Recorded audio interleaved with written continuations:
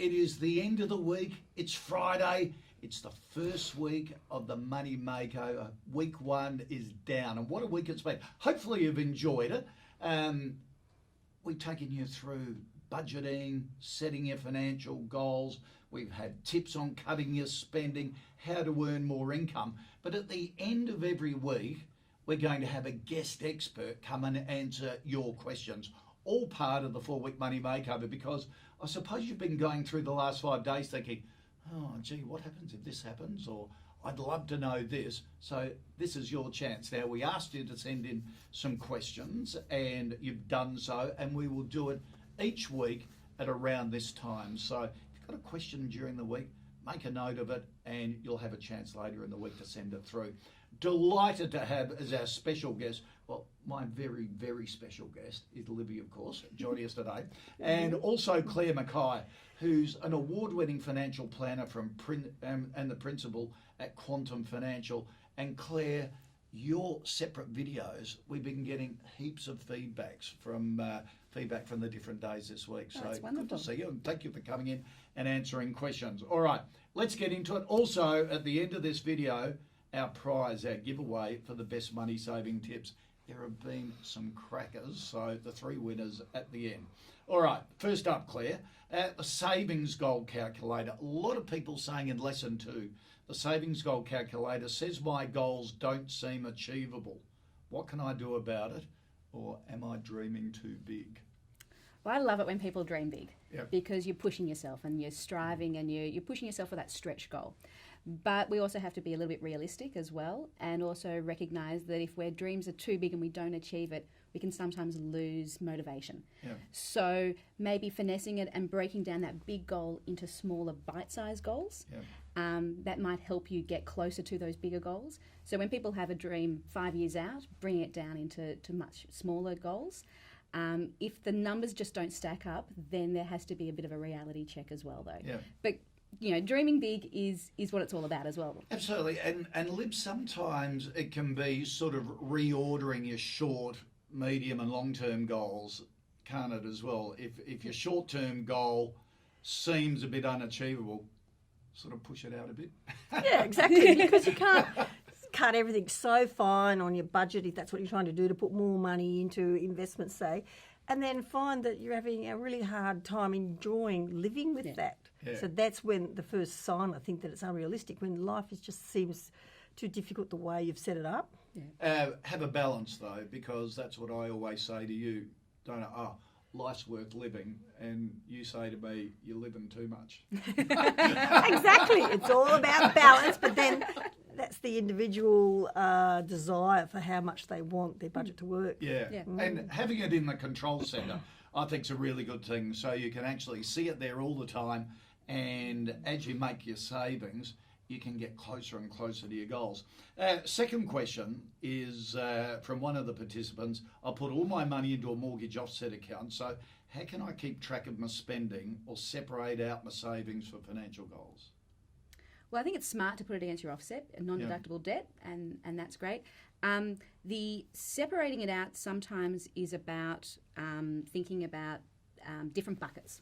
Yeah. You know, and saying, well, even though it's against the offset, I've already in my mind allocated. I've got clients who use little notepads, and so they have a notepad which, although all the money's sitting in their offset, they know that they've allocated money to different things as well. Yeah. It's about working out what works for you, and not every, you know, there's not one, you know, silver bullet for every person. Yeah. The difference between a mortgage offset account and just paying down your mortgage early and having a redraw facility, what works? Well, sometimes banks can have fees attached to whether you're actually paying it early. If you're having a combination of fixed and variable, you can't pay it down early. Yeah, except the variable bit. Exactly. Yeah. So it comes down to how, you know, what product you have with your bank and which one works. It also means that if you do want to draw down on it, you don't necessarily have to go and, you know, go through more paperwork to get the money back. Yeah, because we do just the drawdown, don't we? And Yes, yeah. sort of use it as a rolling credit, if you like. Yeah, exactly. So you're not penalised if you're taking it out or if you want to top it up. Exactly. So it'd be similar in that respect then, wouldn't it? The key thing is that you want to be paying off your home mortgage as quickly as possible. Yeah. And having, whether your bank allows you to actually pay down the principal or just have it as an offset, either way, it's getting you closer to that.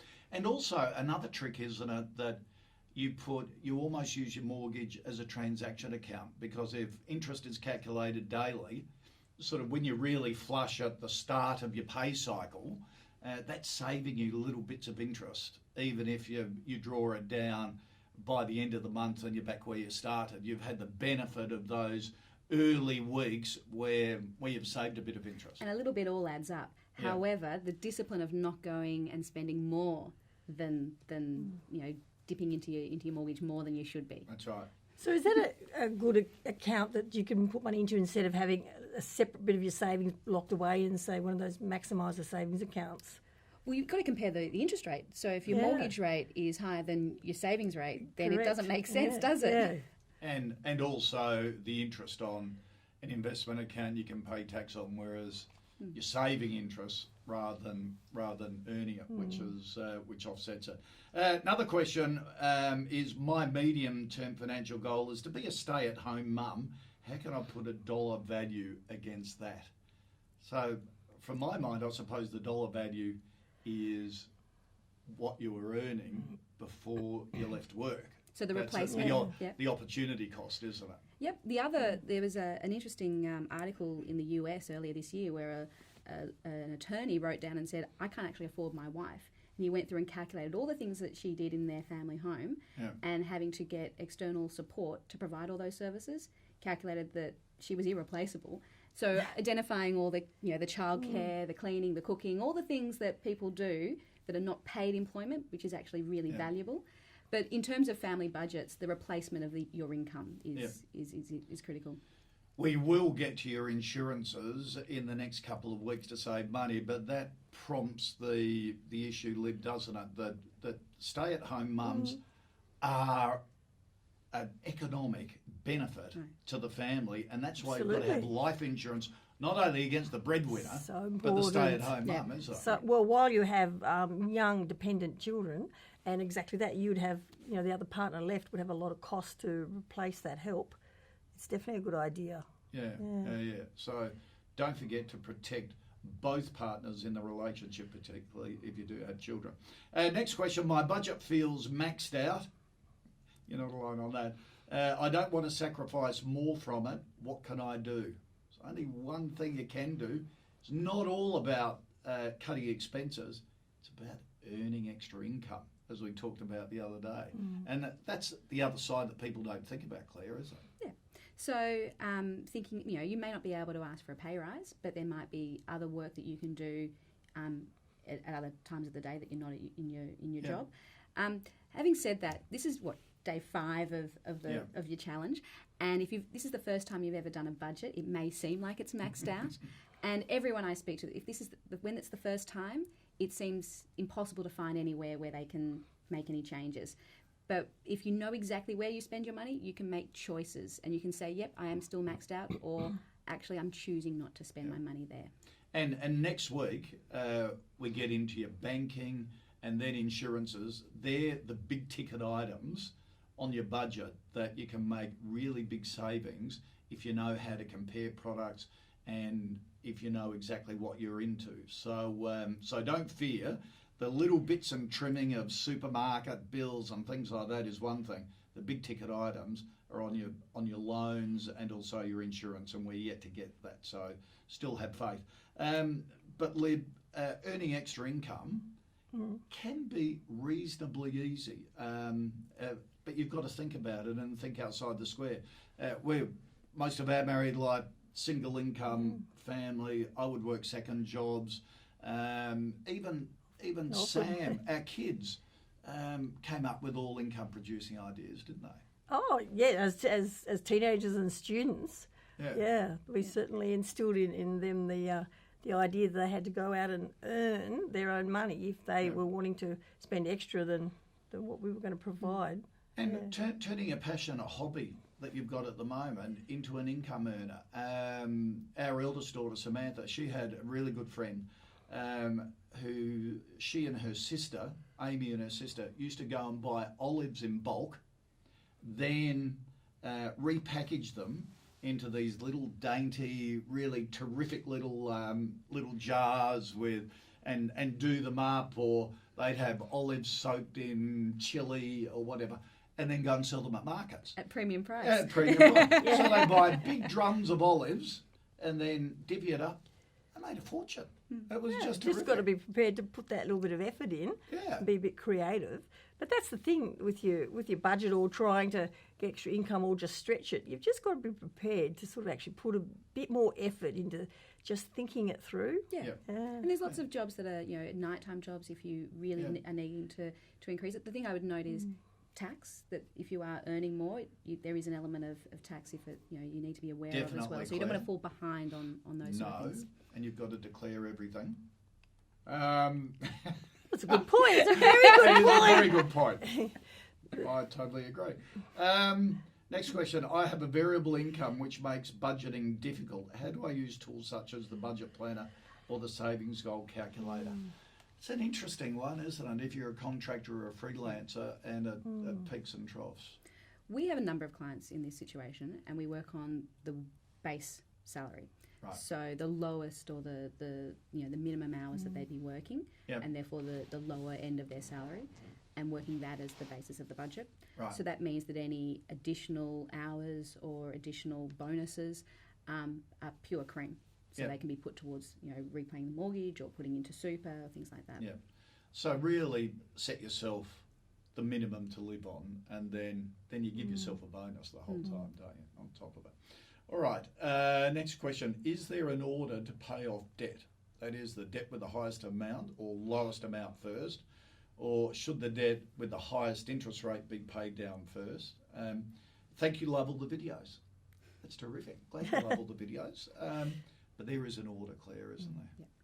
So we always talk about paying off non-deductible debt first, so that's, and the highest interest rate. So things like unsecured personal loans.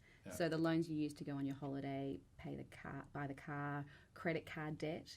The interest rates on those are significantly higher than a loan like your mortgage. Yeah. So paying those down as quickly as possible is absolutely essential in getting control of your finances. So, and we'll talk about sort of deductible interest, and not in the week ahead. That's next week. But if you've got interest on an investment that's going up in value or earning you an income, that can be deductible. It's the consumption debt, for want of a better description, that is not deductible, and usually the highest interest rate that you've got to get rid of. So, your personal loans, your credit card debt. If you're paying 18% on your credit card debt, you should have no savings whatsoever. None.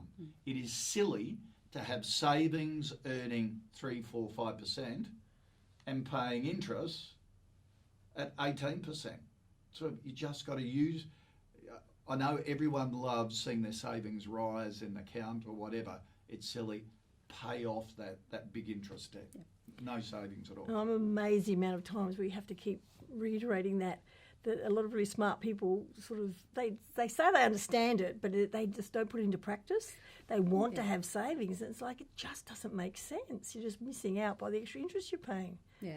The other thing is that it's recognising that businesses want us to use debt to purchase things. So they want us to use store credit and things like that. And if you don't pay it within the interest-free period, you are going to be paying a lot more. So paying off those debts quickly means that you're actually... Yeah. All right. And we're going to talk more about this next week, because banking is next week. So we're going to get into the meat of it.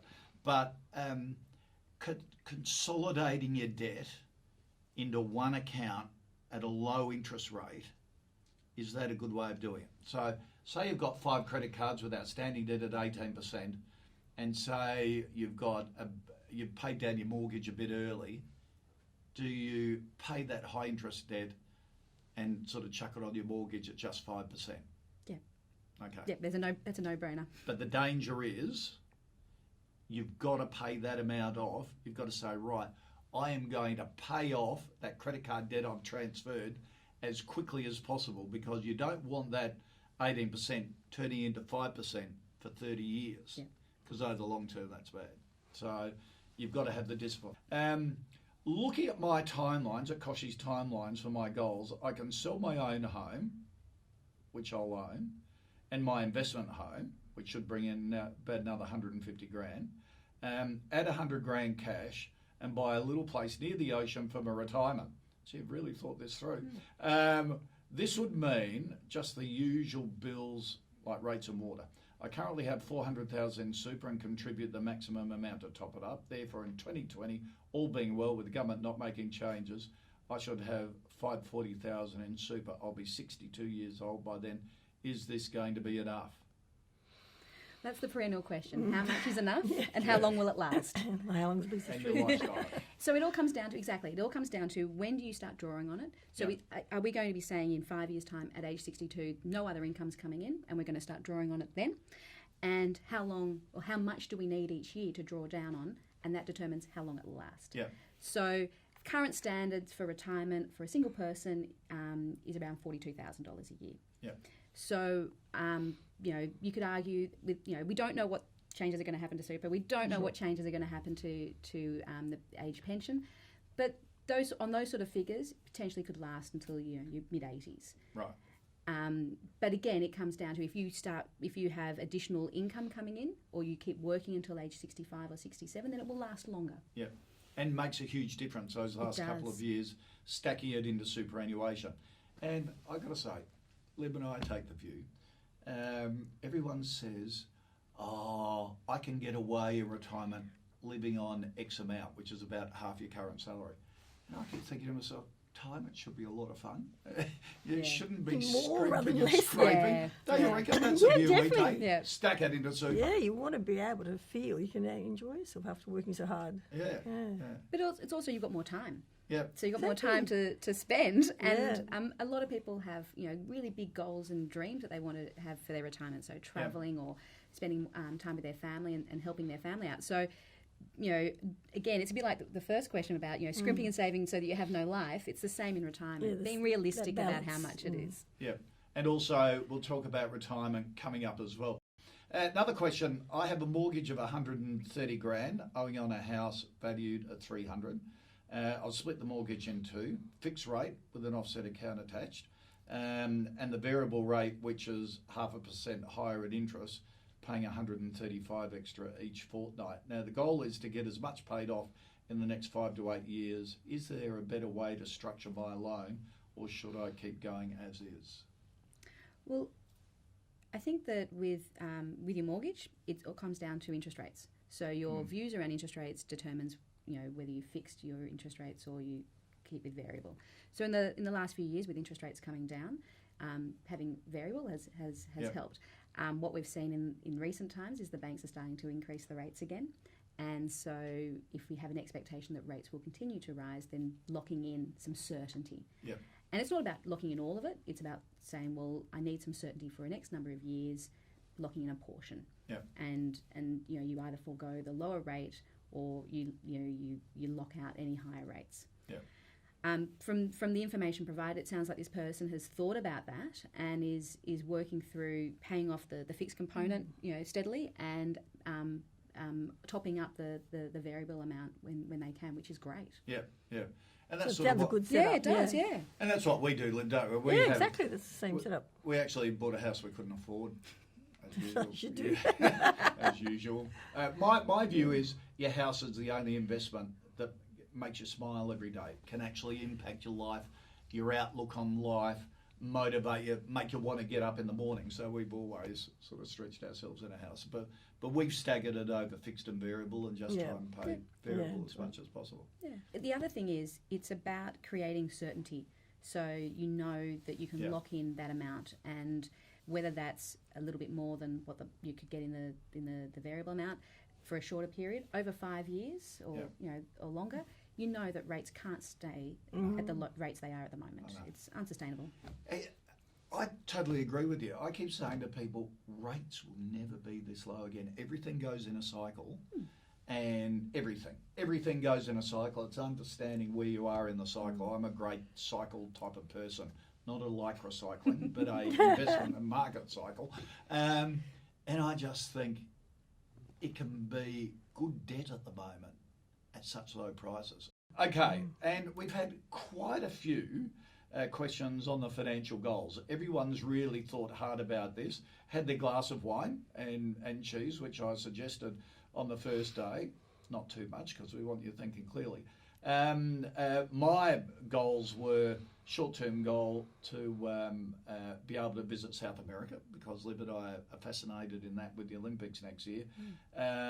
Boost our, sort of set up a bit of an education fund for the grandkids, and to boost our super, because Liv and I are getting really old and thinking of retirement. What are your financial goals? What have you set yourself? Well, I'm actually lucky enough to have been to South America, but my goal in the short term is to go to the Patagonia and to the Antarctic, which is fantastic. incredibly expensive as well. So Yes, it is. So that's my big short-term goal. That was Liv's 50th birthday. Yeah, that was my dream. That we did. You'll love it. Yeah, the Brilliant. photos are amazing. Absolutely brilliant. And then for me, I'm investing in myself, so some further education, and that's not cheap. So doing the company's director course. Yep. And I've got a longer term goal of taking one day out of the business a week. So I'm working towards that, so that business is sustainable and that I'm developing other activities in that one day of the week that I'm not in the business. See, goals don't just need to be sort of big financial goals. They ones, can be lifestyle goals, and how you build your finances to cover that and give you that flexibility. And I too am also building up my funds in my self-managed super fund as well. So it's never too early to start with that. No, that's for sure. So what's your general rule of thumb that makes it cost effective to have a self-managed super fund? For me, it has to be compelling. It has to be more than just a break-even analysis. So in previous years, people were saying sort of 500,000, 400,000. It's come down to maybe 300,000 when you do the numbers, if you do a lot of it yourself. But for me, it has to be compelling, and it has to be growing at a much faster rate than just breaking even. Yeah, absolutely. Now, another good question that's come through from the forums, thank you for this, is your priority between setting up an emergency fund, which we've talked about this week, and using that money to pay off your mortgage or to put into superannuation. How do you strike that? Where does it lie in importance? Having money that you know you can access in a real emergency, and that's not just because the bank account's low, but a real emergency before insurance kicks in and things like that is critical. So putting it into super means you cannot touch it until you satisfy a condition of release in superannuation. So for many people, that's many years away. So if you have a mortgage, building up an amount and putting it against your mortgage can, in addition to your mortgage repayments, is a fact. You get the best of both worlds. Yeah. If you've already paid down your mortgage, then or you don't have a mortgage, putting it into a high yield savings account, and knowing that if you dip into that for any reason, you have to work very hard to replenish it again. Because it shouldn't be for the emergency holiday to Bali. It's the emergency if you cannot work and insurance isn't kicking in. Yeah. And Lib, we do it through paying down the mortgage, don't we? And having a record. Yeah, but I think the main thing is if you make sure you have income protection insurance, then it's only probably a smaller amount than what people are thinking that they need, because companies generally that I speak to are really great at sort of understanding situations and providing funds very quickly. But if you're going to keep the money in that emergency fund, you have to have the discipline, as you say, not to go into it unless it's a real emergency. When I was a young journalist, this wise old mentor of mine said, Koshy, you need to keep 6 months' salary, and he called it words to the effect of nick off money. So you weren't tied to an employer for fear of not being able to afford to leave work. And when you're in the media, sort of you need that independence, and so he said 6 months. Is that a bit much, do you think? If you've never had one before, building it up is going to be the challenge. So we say between 3 to 6 months. And it's not just the media that now is an industry that is challenged. There are very gone are the days of a job for life. So everyone needs to know that should something happen in their control or outside their control, insurable or not, that they've got peace of mind that the mortgage can still is okay, that they're not going to be turfed out, that the electricity is not going to be turned off. And as you say, that's the issue, isn't it? Depending if Exactly. you've got protection in other Yeah, areas. and that's a good point because it may not be a situation where income protection insurance is going to help. Yeah, exactly. All right, here's an interesting question. I'm in my 50s, I'm a bit old-fashioned, I write everything down, I love getting my bills on paper. Now I'm single. Should I be starting to change the way I think about things and modernise and use the trackers and get things via email? Well, if it's been working till now and you've got a system in place, it's nice to use technology, but it's not the be-all and end-all. My grandma had an exercise book and a ruler and a pen, and she used to do her budget like that. And I've got clients who come in and they bring with me similar arrangements, and they know it's all beautifully presented, but they keep it up to date on a regular basis. So if you use electronic means and trackers, or if you use an exercise book like we were back in Year 5, whatever method you use, as long as it works for you. Yeah. So I'm concerned that if you feel like you need to use technology and you find that a bit daunting, that you'll forget the real point, which is to actually be looking after your money. Yeah. But also, like, we're in our 50s, at the wrong end of our 50s, mind you. Good end. But don't be daunted. It's pretty easy to use the technology. Oh, it is pretty easy to use the technology. You just maybe go and do a course to help you get up to scratch. There's so many around these days that can give you the information you need. But I agree with Claire, if they're used to sort of keeping their track of their bills by clipping them together as they get them in the mail, you can't really lose an invoice that way. So for some people it's security. Just be aware some companies now do charge you a fee for getting paper invoices and things like that. So those little things can add up. More common. If you can find a 6-year-old who can teach you how to use the online trackers. Get the kids to do it, give you a hand, but it does cut down on time and just adds everything up beautifully, and you can do forecasts with it. So if you can possibly start using the technology and be confident, I reckon that's the way to go. All right, now for the moment you've all been waiting for, our 3 best money-saving tips. A $50 Westfield gift voucher goes to each of our 3 winners. The adjudicators, the jury, have chosen these. Don't blame me. Send any complaints to them. Claire, you're on it, I think, and Liv. So, no, Passing it. Lorraine says, terrific tip, I try to put extra money each fortnight on our electricity and rates bills. You can take an old bill to the post office or do a BPay payment. It helps spread the load, and I don't get as big a bill shock when the bills actually arrive. Well done, Lorraine, anticipating when those bills come in. Lisa says clothing can cost a fortune. We started a small group of friends having an annual clothes swap day. It's grown to quite a large group now. I bet you drink champagne while you're doing it. And I always walk away with a massive bag or 2 of good quality clothes for the whole family. This is a massive saving for our clothing budget. Oh, so you don't just do it for women's clothing, it's the whole family and kids. That's a great idea. Yeah. Particularly Kids. if you've got a netball team, or that you're all parents in a netball team watching the kids, or neighbours in a street to put together a clothes swap day. That's a great idea. Good on you, Lisa. $50 Westfield gift voucher coming to you. And Belinda wrote in saying, my biggest saving this year was finding a local mum down the road who was able to give my son piano lessons. He had his heart set on learning piano, but at $35 to $40 for a half-hour lesson once a week was a bit of a stretch. Now the lady down the road teaches him. I pay in baked goods, slices and biscuits that she can use in lunchboxes throughout the week. Best of all, I don't have to leave the house to take my son to his lesson. So you're actually good old-fashioned bartering. I'll give you cakes for a piano lesson. That's a great idea. Belinda, a gift voucher coming for you as well.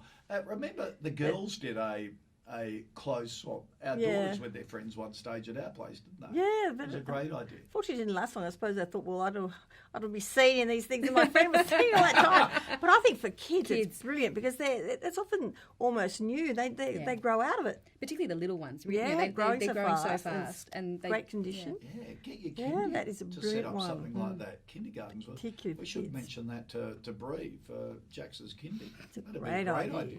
All right. There we have it for this week's video. We'll be back same time next week. Thank you to Claire. Claire, thank you for joining us today and also your tips during the week. That's been great fun. And Me Lee, too. see you for dinner.